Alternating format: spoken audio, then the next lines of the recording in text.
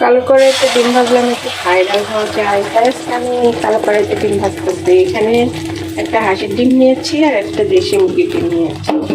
দুইটা ডিম শেষ হয়ে যাচ্ছে, ওইগুলো তো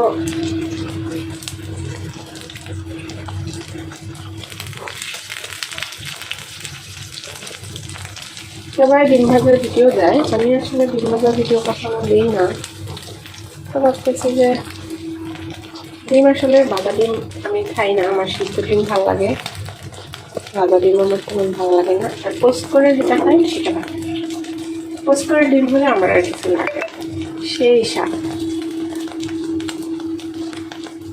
আর রান্না করা ডিম আমার সে কত ভালো লাগে,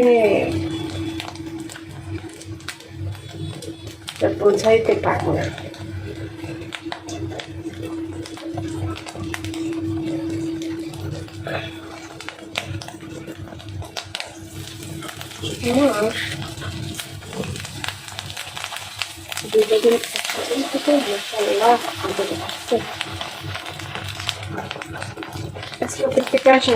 রান্না করিনি, শরীরটা ভালো লাগতেছিল না, শুয়েছিলাম, অনেক ঠান্ডা লাগছে।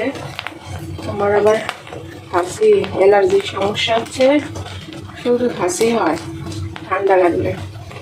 তার জন্য আজকে অফিস থেকে এসে গেছে, রান্না করিনি, রান্না না কইরা শুয়েছিলাম।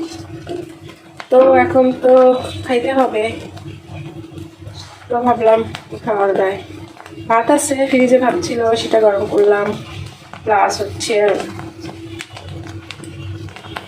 মাছের তরকারি আছে, সেগুলো গরম করলে খাওয়া হয়ে যাবে আজকে। তো আমি হচ্ছে ডিমটা সবসময় একটু কড়া করে ভাজলে ভালো লাগে, ডিমের কাঁচা কাঁচা অংশ থাকবে সেটা কিন্তু আসলে ভালো লাগে না। এনে দিয়েছি সরিষার তেল, যেহেতু হাঁসের ডিম আর হচ্ছে মুরগির ডিম দুটোই দেশি, মিশিয়ে দিয়েছি। ভালো লাগতেছে ডিমটা করা হয়েছে।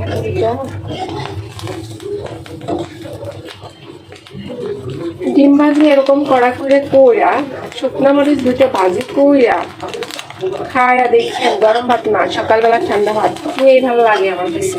আল্লাহ, আর বলতে চাচ্ছি না। তো আজকের ভিডিও এই পর্যন্তই। আমার ডিম ভাজিটা কেমন হলো সবাই একটু কমেন্টে জানাবেন। সবাইকে আসসালামু আলাইকুম, শুভরাত্রি।